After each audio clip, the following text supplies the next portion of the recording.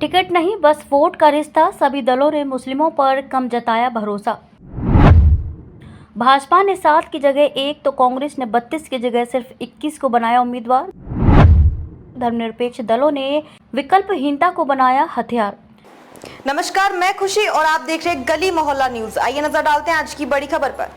आबादी 17 करोड़ और देश की 9 लोकसभा सीटों पर प्रभाव। इनमें से 65 सीटों पर 30% से अधिक तो 40 सीटों पर 35 से 70% वोट की हिस्सेदारी। बावजूद इसके टिकट वितरण मामले में मुस्लिम वर्ग किसी दल के एजेंडे में नहीं है। खुद को धर्मनिरपेक्ष बताने वाले दलों ने भी समानांतर ध्रुवीकरण के भय से इस वर्ग की विकल्पहीनता को हथियार बनाया है। भाजपा ने सत्तारूढ़ एनडीए गठबंधन में इस बिरादरी को महज 3 टिकट मिले हैं।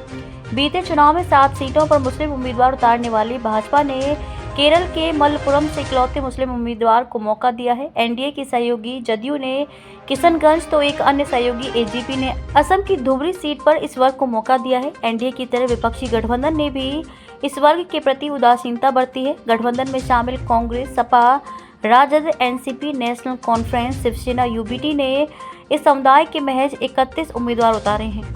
बीते चुनाव में 32 सीटों पर इस वर्ग को मौका देने वाली कांग्रेस ने इस बार महज 21 सीटों पर मुसलमानों पर भरोसा जताया है।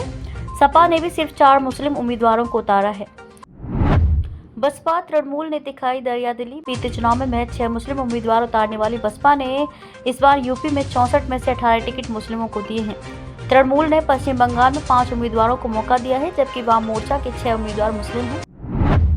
महाराष्ट्र में किसी ने नहीं पूछा। 48 सीटों वाले महाराष्ट्र में दोनों प्रमुख कांग्रेस, एनसीपी, शिवसेना, यूबीटी और भाजपा, शिवसेना शिंदे और एनसीपी अजीत गठबंधन की ओर से एक भी मुसलमान उम्मीदवार मैदान में नहीं है। बिहार की 40 सीटों में से दोनों गठबंधन को मिलाकर महज 4 मुसलमान उम्मीदवारों को मौका मिला है। समानांतर ध्रुवीकरण का सता रहा डर। सत्तारूढ़ एनडीए के इतर विपक्ष की मुसलमानों से बढ़ती दूरी को बीते 2 लोकसभा चुनावों में अल्पसंख्यक मुसलमानों के ध्रुवीकरण के जवाब में बहुसंख्यकों के समानांतर ध्रुवीकरण से जोड़कर देखा जा रहा है। मुसलमानों से जुड़े संगठनों का आरोप है कि विपक्षी दल उसकी बिरादरी की सियासी विकल्पहीनता को हथियार बना रहे हैं। सभी दलों ने डाले डोरे। मुसलमानों का वोट हासिल करने के लिए सभी दलों ने डोरे तो बहुत डाले, मगर टिकट वितरण के दौरान इन्हें घास नहीं डाली। मसलन भाजपा ने पसमानदा मुसलमानों को जोड़ने की पहल की। न दूर है न खाई है, मोदी हमारा भाई है अभियान चलाया, मगर ये प्रेम टिकट वितरण में नहीं दिखा। विपक्षी गठबंधन ने भी इस बिरादरी को साधने के लिए कई वादे किए, मगर टिकट देने से दूरी बनाई। चिंताजनक है लोकसभा में नेतृत्व। अब तक के 17 आम चुनाव में लोकसभा में मुसलमानों का सबसे अधिक प्रतिनिधित्व 1980 में रहा। तब इस बिरादरी के 49 सांसद चुने गए थे। 2004 में ये संख्या 34, 2009 में 30, 2014 में 22 और 2019 में 27 रह गई। 2014 के चुनाव में पहली बार यूपी में मुसलमानों का प्रतिनिधित्व शून्य रहा।